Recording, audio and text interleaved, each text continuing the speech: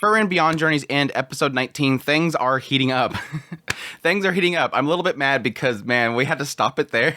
I have to admit, there was a brief moment in this episode that I was honestly considering this would be the first episode that I was disappointed in. Like, the first time I'm not going to be super hot on this series. And thankfully, it caught itself. Like, it fixed itself. Because it was like this little brief moment. You had Fern, and she first gets attacked by the other group. And by this point, I'm like, there's nothing happening in this episode. Like, there's nothing that I feel like I can really chew into. And they had this very brief moment where it kept showing characters' close-up faces, and it was implying things were happening around them. And I'm like, oh crap, this isn't production issues, right? We're not gonna start having production issues, right?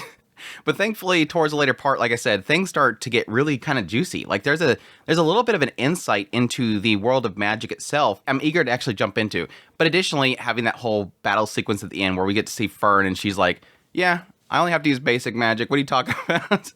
And again, also implying something with this other group. But yeah, let's just jump right into this episode. Like, some really beautiful moments in this episode too.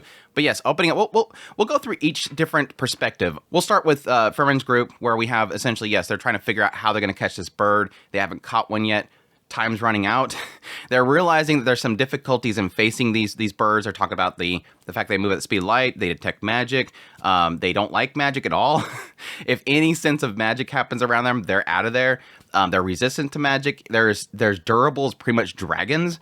There's a lot of insight we're getting with these stillies that I never really kind of thought of at first, other than the fact that they're really, really fast. It makes sense because, yes, they technically bound these birds and they're able to bust out. But that kind of gets into their plan itself, which this was interesting. I kind of got a sense of that. What they were going to be doing is this idea of limit how many puddles of water they have to work with. So, because I didn't really kind of catch it until they mentioned the idea that we're going to make enemies of everybody. Because everybody's kind of thinking the same thing. As we kind of find out over time, yes, everybody has come to the conclusion this lake right here is the only place for water because this place has been sealed off for a week. All the creeks are dry. All the puddles are pretty much dry. So all these stillies are going to come to this one lake. Now, it was interesting because we got a little bit insight into Kane and the idea that her magic, she can manipulate water. She's really good at it. And it goes into explain the idea that she can't penetrate a large mass of water. But if she could control a massive amount of water, she's great. So she's like, so the only real kind of strength that Kane has is if she had something like rain, a scattering of water, which again, we can't have that because again, the barrier. So the idea here is, well, she can infuse magic into water. She can control magic. So let's use that first part to our advantage. We'll have Laufen essentially freeze the entire lake, thus infusing it with mana, and then we'll just go around and infuse mana into every single area of water these birds would go to, thus causing them to have to come to this one location. Again, make enemies of everybody, because everybody else's plan is to come to this one lake. But this is where I was kind of getting that little frustration with this episode, is they kept showing the same shot over and over again. They kept showing Denkin, and he was talking to Laufen and Richter and about how these people are doing something stupid. These people, it keeps showing this one shot where the people are trying to melt the ice, and they're like, crap, we gotta melt the ice, and he's over here like, yeah, that's kind of stupid. But it all comes down to Denkin, at least, figuring out, okay, we need to go find this second group. They're the ones that enacted this, so they have a plan, and this place is useless. It's now infused with mana. The birds will never come back here. There's no point in even being here anymore. So he goes to the process of he's going to go find Frieren. But yeah, I like this fact that like Frieren comes to this one location, brings in all of her mana, conceals her mana pretty much completely. I like how she's like, no, it's not completely concealed. Look, and if I move my hand, you can see it. And Lauen's like, no, I can't. Like, yeah, I guess technically somebody that's really, really good at sensing mana would probably still see that flow. And obviously Frieren herself can see it. But a normal mage like Laufen is like, no, there's no way in hell I can see your mana right now. And that's honestly probably going to be enough. I mean, technically, Frieren does stay completely still. It was this is like probably the most gorgeous scene, and so simple scene too, in the entire episode, is having Frieren just sit there. It was like she was dead. She's just sitting there slumped over, not moving. Her mana is completely concealed. Enough that even monsters are coming by and drinking from the lake. Like, they have no clue that she's even... It's like one of those things, like, do they know that she's there and just think that she's dead? Like, she's not emitting any mana, so the monster is just kind of landing right next to her, taking a drink, and then just flying off. Like, they don't even see that she's even existing there. So it's kind of cool. Just a very kind of beautiful, just very subtle scene. The sound effects and stuff they had playing at the same time, you can hear that atmosphere around her and the monsters coming in, the birds coming in and eating and stuff like that. It was really cool. But yeah, eventually, Astili landing right on her shoulder. That was really great. But yes, the problem with that was, of course, the fact that she, at that point, revealed herself. Denkin, apparently, when he was resting, he was just literally sitting there trying to sense her mana. And so the moment that she used that spell, he immediately knew. Here's an oddity. Denkin obviously was waiting for her to reveal herself. He was waiting for her mana to show up again because they were concealing their mana the entire time. And then the moment that she caught that thing, she had to use a spell. And that was her fault. And Denkin was waiting for that. Why does Laufen jump to it? That doesn't make any sense because they already implied that Laufen cannot detect mana. So I think this is kind of an inconsistency here. Now, the assumption is that Denkin said, okay, I see her. She's at this location over here. And then Laufen said, okay, I'll go there. But it was kind of odd that Denkin goes, oh, I see her. And then Laufen immediately disappears and immediately jumps in front of Frieren. Because, again, just prior, we had this whole situation where Laufen was seeing the corpses up there. And she's like, we need to take them down. He's like, no, leave them up there. You don't see them, do you? It kind of goes in the same realm as Kane. Remember, Kane, she could not see that there was birds above them. She did. Frieren kept saying, be careful above you. Keep your eyes up. Because there's these birds up there, these monsters, and they have a lot of mana. So Frieren's seeing them. Denkin's seeing them. Denkin knows they're trying to lure people there in order to kill them. Laufen can't see them. So why does Laufen know where Frieren is? Unless it's just like a certain amount of mana, it doesn't make any sense. So yeah, I'm just kind of being nitpicky here, but it's still kind of an odd thing that popped in my mind the moment that she disappeared. It's like, wait, how does she know? But still. But yes, Frieren is confronted by Laufen, and I'm kind of interested in that. I've seen a couple shots of Laufen in the PV, which is pretty much these shots. So, but I'm curious to see what kind of fighter she is. It seems, my assumption is based on the fact that we have not seen her use magic, like shooting magic, and the fact that she looks like she's more physical. She looks, it's obviously kind of like the Monkey King. She's got the whole staff thing going on, very, martial arts type. So maybe she's going to use magic to enhance herself, her speed and whatnot, and she's going to be a more physical type. So she's using magic to get her speed up, but she's not using magic to cast at things. But yeah, Fern's side of everything, pretty much mostly them catching, it kind of implies this idea that they were the first one to find Astili. But it kind of immediately turns into this thing of like, well, okay, now that we have it, this guy lands like, now we got to defend it.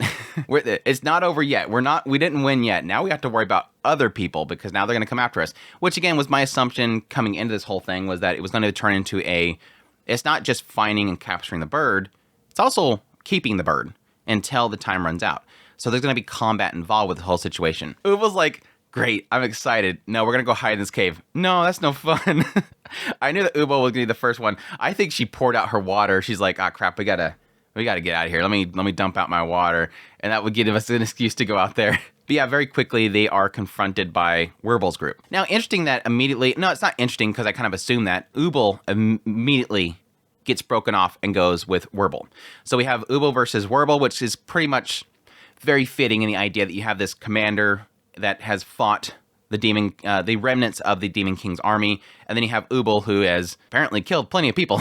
So this is going to be two people that aren't playing fair. These are two people that have fought to the death before. They're probably very experienced in taking another person's life. And even Wirbel kind of points out that the first attack that he went to Fern, he intended it to kill. So he's already set that he's going to take out one of these targets. If they're in his way, he's going to kill them. I think he even says that. But Fern breaks off and goes with, I'm going to say this name, and I don't know if I'm going to say it right, Ehre. Now, the oddity here is that at first, Ehre mentions the fact that Fern fights like her grandfather. All of her techniques and skills are old.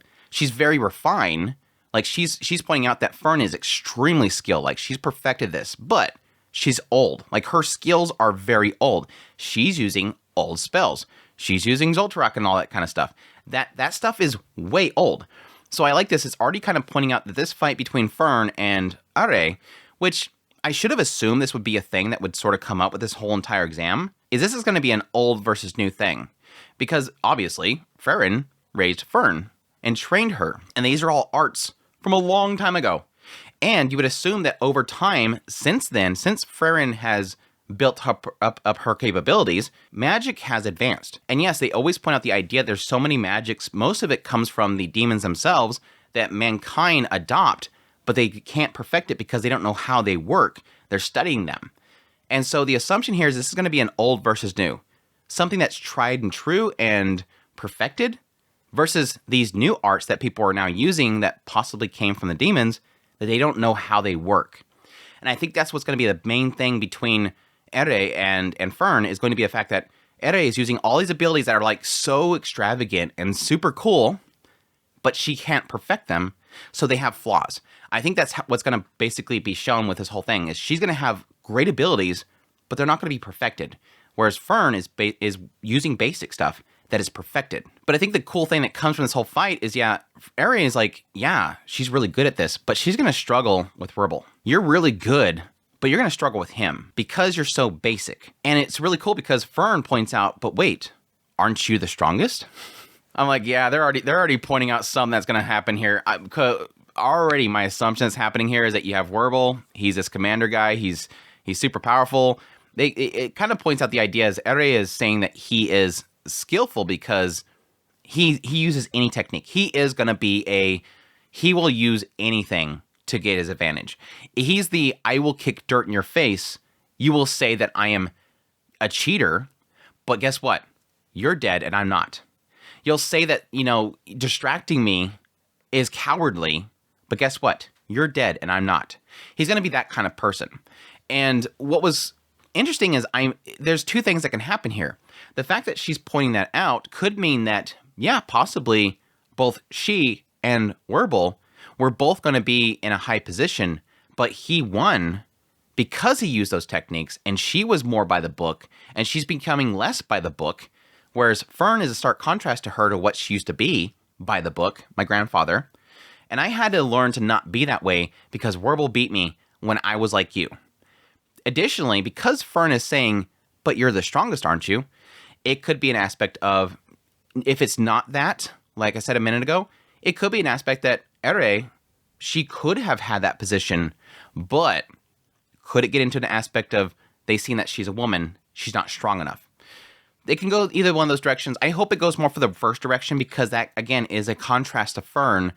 But I always feel like because she's a female, it didn't work out is kind of but this writer doesn't usually typically rely on very simple concepts like that this world is full of very powerful female characters. I don't see that being a stigma that is kind of addressing them fighting the Demon King's remnants or whatever, but we'll see. But that's my two theories there. I like the first one more because that gets into, again, really Ehre comparing herself to Fern. Again, the mention of, you're just like fighting my grandfather, the person that probably trained her. But yeah, she kind of had like this barrage of stones that are like firing like cannons. Like she says, it like hit like cannons. Additionally, they kind of showed a brief moment of whoever was fighting land. It was the other person that was with Wirbel's group. And he was turning flowers into metal spikes and whatever and shooting them at him. So that'll be interesting to see what that... Again, this is kind of the interesting thing that this entire thing kind of opens up is all these different abilities. You have Laufen, who's using ice, freezing water. You have Kane, who is controlling water, not able to create water. You have Wirbel, and he seemed like he was using some Zoltarok, but he could be using other stuff as well. Ehre using earth magic of some sort. Laufen, like I said, possibly being more physical enhancing, and so on and so forth. I do like this kind of insight into different techniques, again, pulling from just basic stuff that Frieren has always stuck to. I do like that, though. She's like, you need to use different techniques because otherwise you're going to lose, and she's like... Fern's like, yeah, I was told by my master to stick with the basics because that's all I need to win. Basic magic apparently is the only thing that you need to win against your, modern day mages. Which again, emphasize the idea that I know that Frieren is thinking the same way I'm thinking. Coming into this, these people are using new techniques that are not refined yet. Use the basics that have been perfected, and you'll win because everything they use is going to be flawed in some way. It's so cool. I like that kind of stark contrast there. The last group that we have is Denkin. Again, the Denkin Group that's just sitting there saying how everybody's stupid for trying to melt the ice, that yes, this second group is doing something interesting, let's go find them, and eventually going to find them. During the time where they're looking around for Frieren and her party, we get an interesting little conversation. And the idea that they're, at some point, again, they find these corpses, and again, they're using mana to sort of draw people into the corpses, and that's how they hunt their next targets.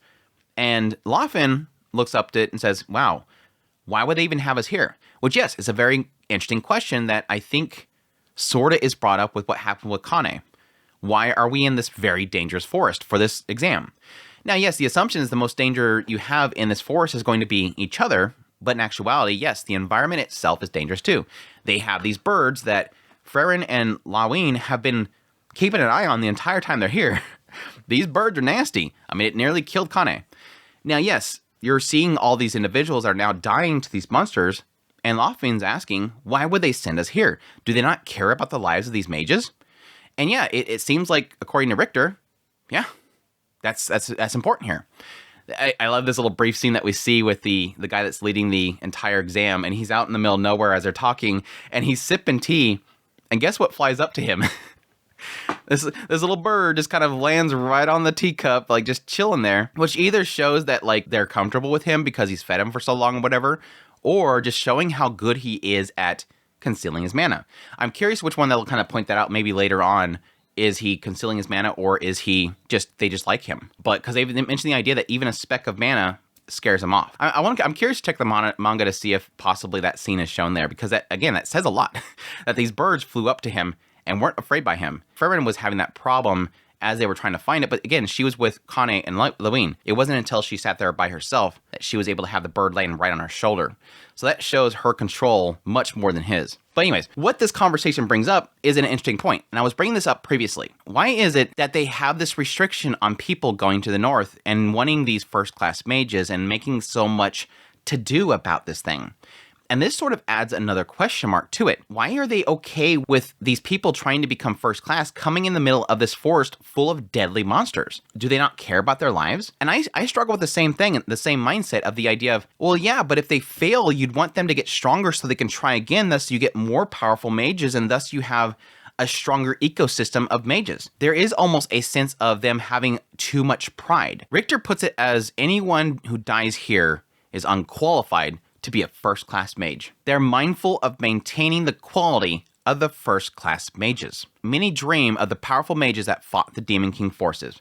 It's like a mindset of how much pride they have in being powerful. This is a prideful thing. Like, they want to make sure that nobody gets in the first class unless they're worthy of it. And again, I think that does play in this idea of them sort of having some sort of monopoly over this organization and thinking that there's something special. And that's completely opposite to Denkin. He finds this whole mindset to be outdated. They said specifically that he was an Imperial Mage. He won a power struggle. That's what's playing through his mind when he's talking about how outdated this mindset is. He has seen how the quality of the mage is irrelevant. And I think why he's saying that is because his predecessor, what I'm assuming here is why he's saying this, his predecessor may have been more powerful than him. It didn't matter. He still won. And he's seen how these people, when they lost their power, they became pretty much disposed of, persecuted. So everybody that were these powerful mages in place, when the power struggle happened and they were replaced, they became nothing. Their worth was nothing. And more so, the fear of them made them more persecuted. They were stumped down. He's seen how this is a terrible system and how this being drunk on power is worthless. No matter how powerful you are, unless you can control the people's hearts, you're as good as powerless. It's basically saying that even if this court has so many powerful people, if the people don't trust them, if the mindset of people and their status is not true enough, they will be dethroned and they'll be tossed off the side. Great power is feared, and rule by fear doesn't last long. It's so funny how very quickly Denkin became the most fascinating characters for me in this entire show. Like, it's got this old man with his beard in the previous episode, and then suddenly he says this stuff, and it's like, I like this. This expands the mindset of the mages in this world so much more than everything else we've seen. This guy has an insight into the power struggles that happen in different kingdoms when it comes to mages. And I think he's going to be very critical, possibly, for what could be possible changes, or at least a pushback that this particular mage society has. Because again, it does seem to indicate this idea of the mages being somewhat full of themselves. And again, this kind of plays into what I was talking about with the whole going the north thing and not having a mage with you and everything. But yeah, cool stuff. Cannot wait for the next episode. Like I said, we're gonna have a throwdown in the next episode, and I cannot wait to see how things go. Again, hopefully the animation's still going to be up there. I'm going to have a little fear in this little pocket in the middle of this episode, but it's looking good. I think Fern being attacked by the guy and her kind of jumping around and strafing around and shooting stuff. Ehre up there just firing down was super cool. So I'm excited. I'm very curious, like I said, to see Laufen in action, but we'll see. But that's my thoughts on episode 19 of Frieren Beyond Journey's End. Hope you guys enjoyed this video. As always, if you did, make sure that like button down below. Comment. Let me know what's thought of the episode. Additionally, if you're new to the channel, make sure that subscribe button to get my content. I news reviews, first impressions, top list. If it's anime, it's pretty much here. Additionally, I cover this show every single week. I greatly appreciate everybody that supports the channel through monetarily, Patreon, tips, links, super thanks, membership button down below. Greatly appreciate everybody that does. Y'all take care.